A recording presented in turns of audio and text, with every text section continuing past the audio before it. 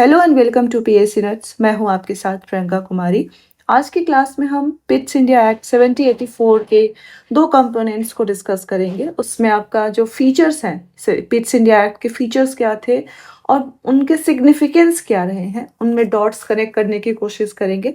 इससे पहले हमने जो रेगुलेटिंग एक्ट ऑफ 7073 है उसको डिस्कस कर लिया था और डिटेल में डिस्कशन किया था। तो अब तक आपने नहीं देखा है तो उसको पहले आप जाकर देखिए और फिर आप पिट्स इंडिया एक्ट पे आएंगे, देन आपको चीज़ें ज़्यादा क्लियर होंगी। Okay, so let's start the discussion. सबसे पहले देखेंगे कि फीचर्स क्या रहे हैं पिट्स इंडिया एक्ट के एंड देन विल सी कि इनके सिग्निफिकेंस क्या रहे हैं।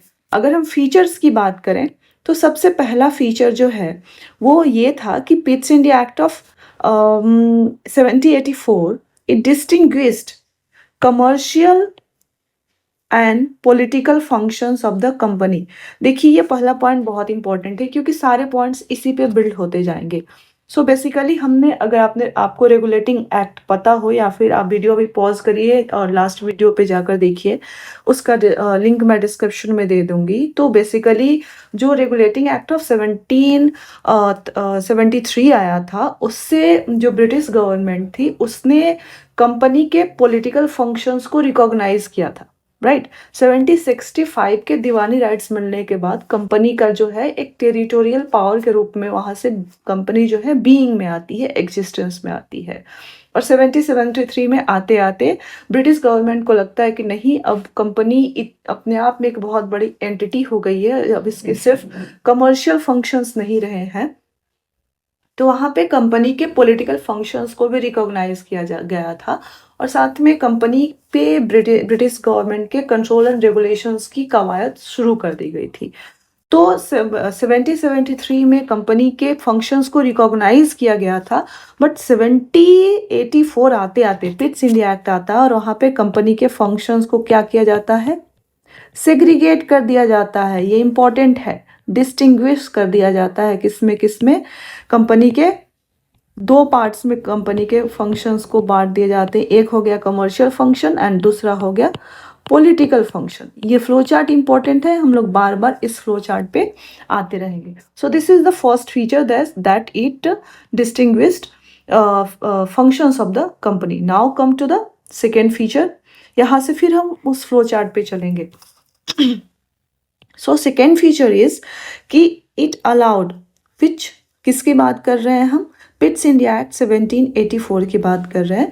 That Pitt's India Act allowed the court of directors to manage the commercial affairs. Okay, Pitt's India Act ने अलाउ किया that the court of directors to manage the commercial affairs, but it also created a new body called Board of Control to manage the political affairs. Clear है? ये court of directors की चर्चा हमने 1773 के act में भी की है, गवर्निंग बॉडी रही थी वहाँ पे। बट कंपनी के इतने सारे फंक्शंस थे, तो इन्होंने जब रिकॉग्नाइज किया और उसके बाद इनके बाइफरकेट किए, कंपनी के जब अफेयर्स को बाइफरकेट किया, तो ब्रिटिश गवर्नमेंट को ये नेसेसिटी लगी कि क्योंकि फंक्शंस अलग अलग हैं तो उन फंक्शंस को मैनेज करने के लिए बॉडीज भी अलग अलग होनी चाहिए। क्लियर है? सो जो court of directors already exist कर रही थी उसको क्या बोला गया, कोर्ट ऑफ डायरेक्टर्स को, कि आप कंपनी के कमर्शियल अफेयर्स को देखिए, कंपनी के कमर्शियल काम को देखिए। और पिट्स इंडिया एक्ट में, पिट्स इंडिया एक्ट से मैं इम्फोसाइज इसलिए कर रही हूँ क्योंकि ये फैक्ट इंपॉर्टेंट है, पिट्स इंडिया एक्ट से एक नई बॉडी बनती है जिसका नाम है बोर्ड ऑफ कंट्रोल, और ये क्या करती है, कंपनी के पॉलिटिकल अफेयर्स को मैनेज करेगी। ओके, सो हम वापस चलते हैं उस फ्लो चार्ट पे। कमर्शियल अफेयर्स कौन देखेगा बताइए? कमर्शियल अफेयर्स कौन देखेगा? जो ऑलरेडी एग्जिस्टिंग बॉडी थी, कौन सी बॉडी थी? Court of directors. Court of directors already existing body थी और इनको बोला गया कि कंपनी के आप कमर्शियल अफेयर्स को देखिए, और पॉलिटिकल अफेयर्स को देखने के लिए एक नई बॉडी बनाई जाती है जिसका नाम है बोर्ड ऑफ कंट्रोल। ठीक है, और ये नई बॉडी, ये क्या है, एक नई बॉडी बनती है और किस एक्ट से बनती है? पिट्स इंडिया एक्ट 1784 से। क्लियर है ये आपको? Okay, so now moving to अगेन हम आएंगे इस फ्लो चार्ट पे अभी। सो जो तीसरा फीचर है, अन इम्पॉर्टेंट फीचर है कि इन दोनों पॉइंट्स के जो प्रीवियस हमने दोनों पॉइंट डिस्कस किया उन्हीं के कंटिन्यूटी में है that it established a system of double government. पिट्स India act आपसे पूछा, यूपीएससी में पूछा हुआ सवाल है और बाकी स्टेट पीसीएस भी पूछते रहते हैं कि सिस्टम ऑफ डबल गवर्नमेंट, एक तो होता है डुअल गवर्नमेंट, कंफ्यूज मत होइएगा, और एक होता है डबल गवर्नमेंट, और ये दोनों अलग अलग है। तो सिस्टम ऑफ डबल गवर्नमेंट की एस्टेब्लिशमेंट होती है पिट्स इंडिया एक्ट से।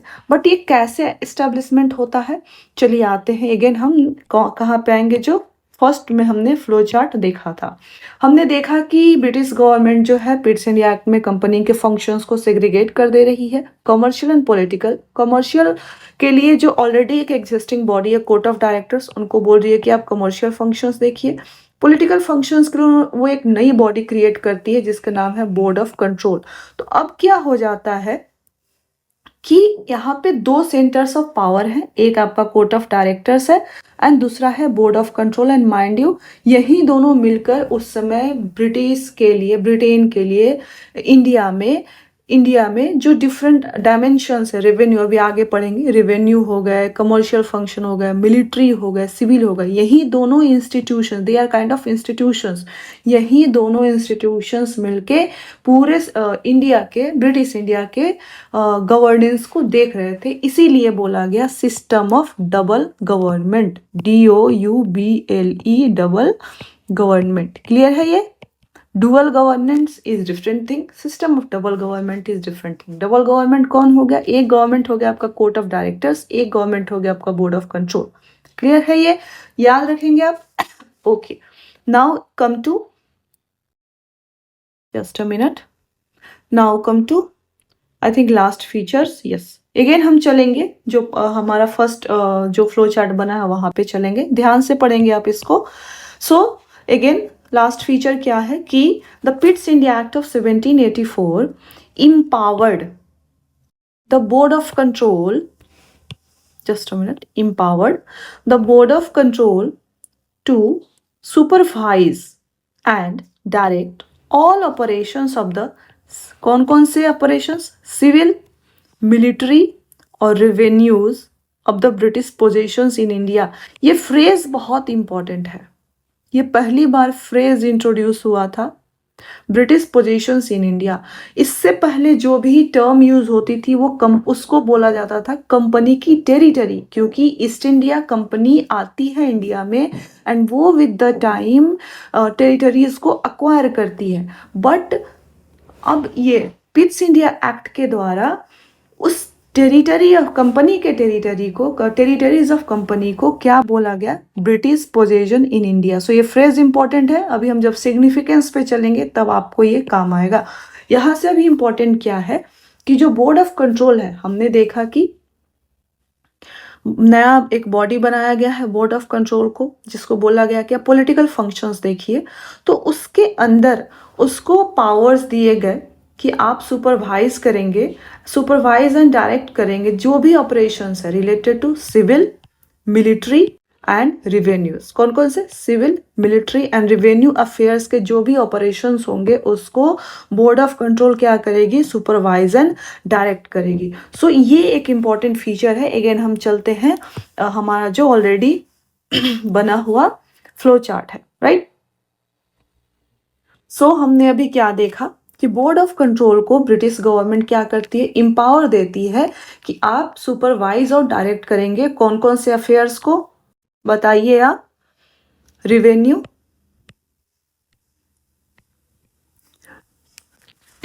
Excuse me, civil and military. ये जो भी अफेयर्स होंगे बोर्ड ऑफ कंट्रोल उसको क्या करेगी? सुपरवाइज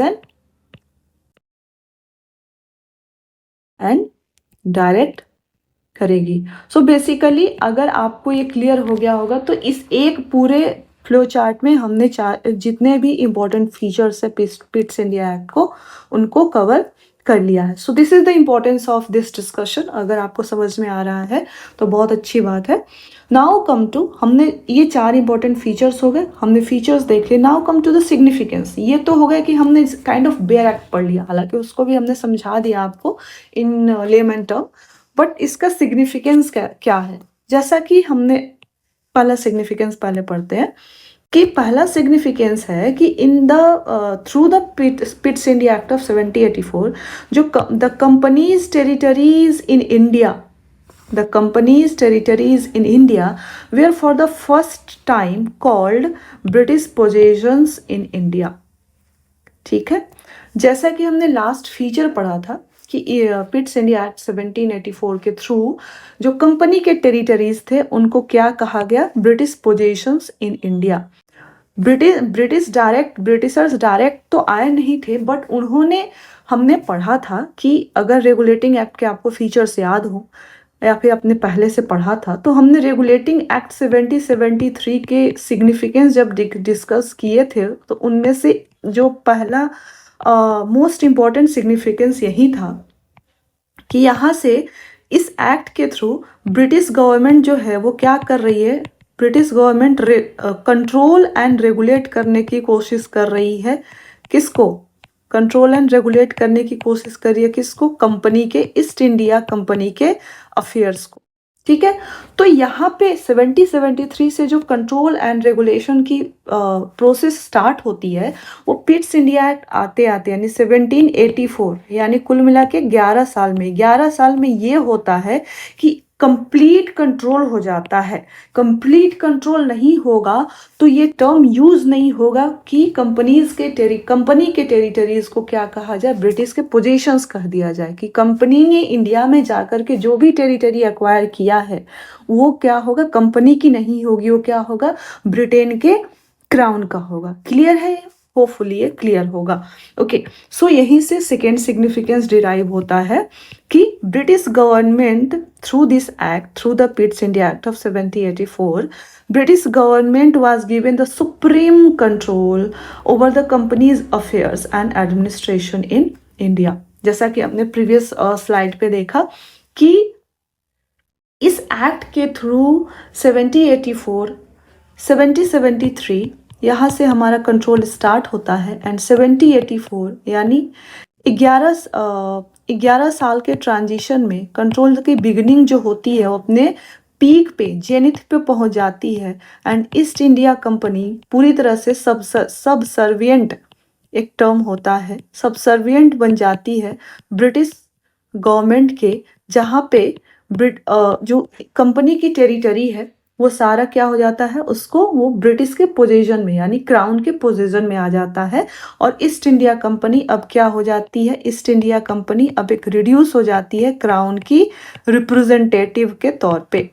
ठीक है, और वो जो है क्राउन के रिप्रेजेंटेटिव के तौर पे होने का मतलब है कि ईस्ट इंडिया कंपनी के अफेयर्स पे अब क्राउन का कंप्लीट कंट्रोल है। ईस्ट इंडिया कंपनी जो है रेगुलेट होगी, उसके सारे affairs, commercial, revenue, military, civil, India के सारे अफेयर्स जो हैं वो क्राउन के नाम के अंदर, ईस्ट इंडिया कंपनी के अंदर 2 बॉडीज बनी हैं, court of directors and board of control. और यही 2 बॉडीज जो है ये पूरे इंडिया के गवर्नेंस को एग्जीक्यूट करेंगी in the name of crown. Clear है आपको? सो इस तरह से हम देखते हैं कि 1784 आते आते ब्रिटिश गवर्नमेंट का कंपनी के अफेयर्स पे कंप्लीट अथॉरिटी, सुप्रीम कंट्रोल हो जाता है इंडिया के एडमिनिस्ट्रेशन पे। So hope it is making sense to you. इतना ही छोटा सा है Pitt's India act, but it is very important and significant to you. Next class में हम जो चार्टर एक्ट ऑफ 1793 है उसको और 1813 को, क्योंकि दोनों बहुत रिलेटेड है, क्योंकि जब हम 1833 पे जाएंगे तो वहाँ पे हम देखेंगे कि उसका अपना एक अलग सिग्निफिकेंस है और बहुत इंपॉर्टेंट है 1833। इससे पहले 2 इंपॉर्टेंट चार्टर एक्ट है 1793 के एंड 1813 के। इन दोनों में देखेंगे कि कैसे ईस्ट इंडिया कंपनी का सिग्निफिकेंस कैसे घटता जाता है और यहाँ पे आकर देखेंगे कि कैसे सेंट्रलाइजेशन अपने पीक पे पहुंच जाता है। ठीक है, सो नेक्स्ट क्लास में हम 1793 और 1813 के चार्टर एक्ट्स को डिस्कस करेंगे। आप प्रिपेयर्ड होके आइएगा। Till then take care, thank you very much.